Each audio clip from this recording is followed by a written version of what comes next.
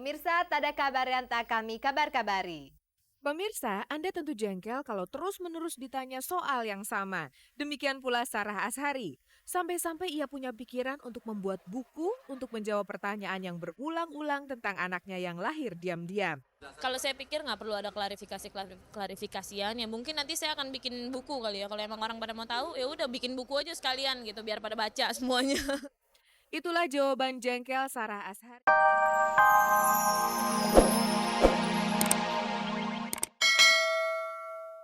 Pemirsa, tentu saja Anda masih menyimak kabar-kabar dari Kabar-Kabari. Berikut ini kabar-kabar yang layak Anda tengok.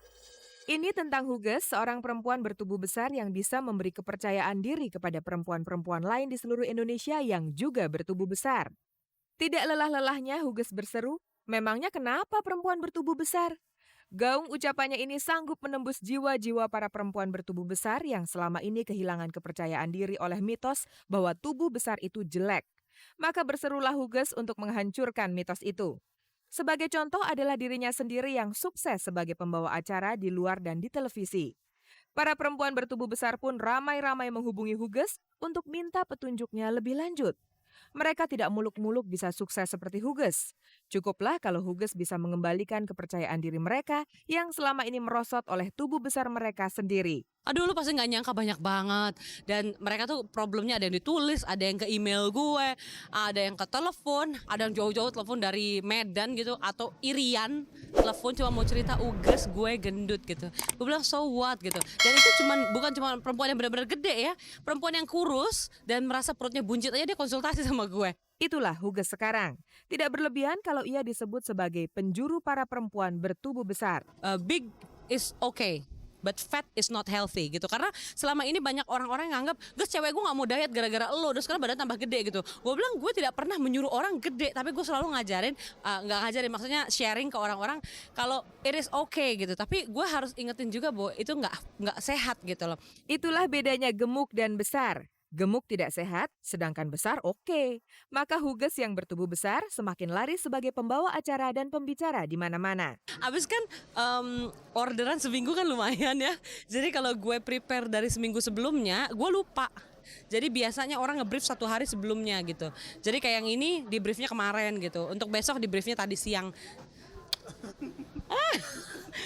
Gue pikir ada laki-laki nyiumin gue. Jadi kita kawin sih. Yang mencium Huges barusan adalah perancang Aji Notonegoro.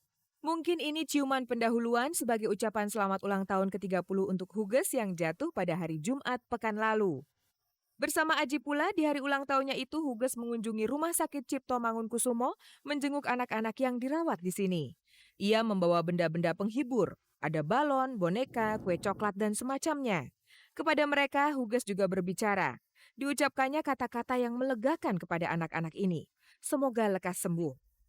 30 tahun Huges, inilah awal usia kematangan. Pada sisi duniawi, ia tentu bersyukur karena Tuhan telah memberi banyak kepadanya. Semua yang gue udah cita-citain bisa gue capai dan gue puas sekali, alhamdulillah gitu. Dan di usia yang lumayan muda gitu, 30, tapi gue udah dapetin gitu. Tapi ada satu yang mungkin membuat Huges kecut. Ini problem lama yang belum terjawab. Tahu lah lo, yang kurang dari umur 30, seharusnya gue sudah menikah dan sudah punya anak. Tapi seharusnya gue punya teman untuk berbagi kasih gitu. Tapi sekarang ini gue nggak terlalu sedih, makanya pas gue ulang tahun gue nggak bikin party. Yang teman-teman gue udah pada kaya-kaya lah. Biar aja mereka kalau mau makan sendiri. Tapi gue memilih untuk berbagi kasih ke sini gitu loh. Kekasih Huges adalah anak-anak yang butuh kehangatan ini. Penyakit mereka akan cepat sembuh oleh kehangatan kasih. Pertama gue suka anak-anak. Jadi kalau orang ngajak gue untuk kerja sosial ke tempat anak-anak, gue pasti akan langsung iya, gue mau. Seandainya saja bayi digendongan ini anak kandung Huges, tapi nyatanya ia selalu ketawa saat mengakui dirinya belum juga mendapat jodoh. Semoga tertawa itu berasal dari dalam hatinya. Sebab kalau itu hanya pura-pura, apa artinya segala kesuksesan Huges? Karena dalam hati ia menangis belum mendapat jodoh. Selamat ulang tahun Huges. Pemirsa, tada kabar yang tak kami kabar-kabari.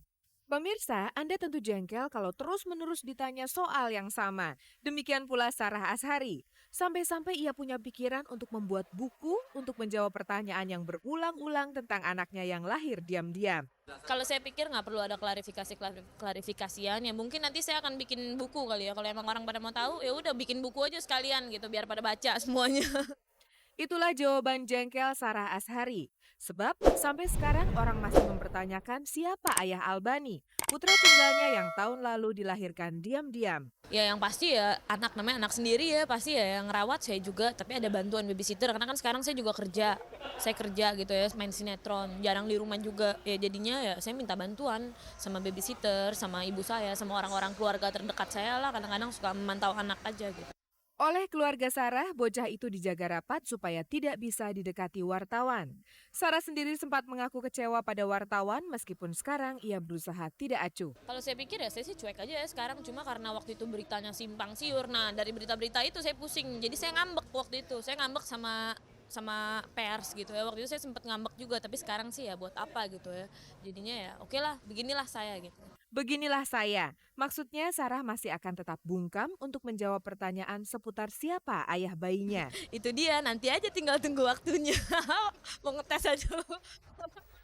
Kalau Sarah Azhari menyembunyikan anaknya, sebaliknya Dony Kusuma pagi-pagi sudah memberitahu kiri kanan istrinya sedang hamil muda saat ini.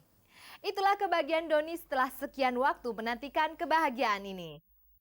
Di perut ini sedang tumbuh Dony kecil, usianya 3,5 bulan kandungan. Alhamdulillah banget, seneng banget sih. Dari dulu udah 2 tahun nungguin, tapi emang mungkin ini ya, Doni baru sadar kalau Tuhan tuh maha adil. Setahun kita memang gak punya rumah, itu dipuas-puasin jalan-jalan. Terus setahun udah bisa punya rumah, kita noto rumah, sampai rumahnya udah jadi bener-bener. Terus yang udah ini, tahu emang pas udah tahun kedua ini, kita udah selesai semuanya. Bener dikasih hamil, emang Tuhan tuh maha adil banget itu. Dony Kusuma bersyukur. Untuk memuaskan permintaan Yuni istrinya yang sedang ngidam, kemanapun akan dijalaninya. Kalau tengah malam, dia seneng makan keluar. Jadi kadang-kadang dari rumah, kadang-kadang mesti jalan dari Bekasi. Bayangin Bekasi, terus ke Kemayoran, Bekasi ke Pecenongan, Bekasi ke Roxy. Nah kan dia jauh. Tapi ya udah dia pengen, sekarang dia susah makan. Doni bilang, ya udah yuk, kamu biar mau kemanapun, jam berapapun, kamu bangunin Doni, kita jalan makan, dia temenin gitu. Itulah gairah seorang calon ayah. Untuk menyongsong kelahiran anak pertamanya itu, jauh hari Dony telah bersiap. Seneng aja, bisa mau punya anak, seneng aja, udah kepikirannya udah macam-macam. Wah, kadang-kadang sekarang udah mau beli, ada ngeliat kita jalan-jalan ke mall, terus ngeliat toko bayi tuh, wah ada baju bayi lucu, yuk beli baju bayinya. Terus mau beli, ada tempat tidur beli, udah mau beli, terus ada orang bilang nggak boleh, Mas Dony kalau sebelum 7 bulan nggak boleh katanya. Nanti Pak Mali katanya beli ini antar aja katanya. Ya udah, padahal kan mau nabung ya. Pemirsa, belum lama ini kami melihat Dony Kusuma mulai aktif lagi sebagai peragawan. Ini profesi lamanya yang kemudian waktunya lebih banyak tersita sebagai bintang sinetron. Sudah lama tidak berjalan di atas catwalk, apakah itu membuatnya kagok? Enggak, Doni nggak kagok, justru udah sebenarnya Doni nggak pernah berhenti ya model, cuman berkurang karena kemarin sinetron penuh. Nah sekarang nih sinetronnya lagi agak kurang, lagi pula kan Doni lagi ngebatasin karena Yuni hamil kan. Jadi Doni untuk jalan masih banyak waktu. Jadi untuk kalau kayak gini kan Yuni bisa ikut, karena kalau syuting dia capek nungguinnya. Tapi kalau untuk show dia bisa ikut nonton show, kita bisa jalan-jalan karena pulangnya nggak terlalu malam gitu. Peragawan, bintang sinetron, dan atlet softball. Itulah hari-hari Dony Kusuma. Semuanya itu ia atur dengan jadwal yang tepat. Ya kalau olahraga Doni biasanya Sabtu Minggu. Itu pasti Sabtu tuh pagi sama sore di lapangan. Nah Minggu tuh seharian Doni di lapangan, maksudnya dari pagi sampai jam 12, terus jam 12 tuh pergi jalan-jalan sama Yuni, sore latihan lagi, malamnya jalan-jalan. Jadi emang bener-bener latihan terus setiap hari juga Doni pagi pas lari. Terus kalau untuk fashion show, biasanya kan kalau fashion show ini waktunya pasti itu. Jadi tanggal segini ada show. Oke, jadi Doni udah kasih tahu sama sinetron Doni tanggal segini ada show. Lagi pula kalau show kan kadang-kadang nggak makan waktu banyak. Jadi cuma 2 jam, 3 jam, Doni bisa minta izin sama syutingnya gitu. Untuk fashion show dan sinetron, Dony tidak berani main-main. Mata pencahariannya dari situ, apalagi ia akan mempunyai anak. Insya Allah mudah-mudahan, namanya juga nyari duit. Rasa jenuh akan timbul bila seseorang rutin mengerjakan sesuatu. Dalam diri Pak Timbul juga timbul rasa jenuh itu setelah sekian lama ia bertanggung jawab pada ketoprak humor. Ya, ini normal saja. Masalahnya adalah bagaimana Pak Timbul mengatasi kejenuhan yang timbul itu.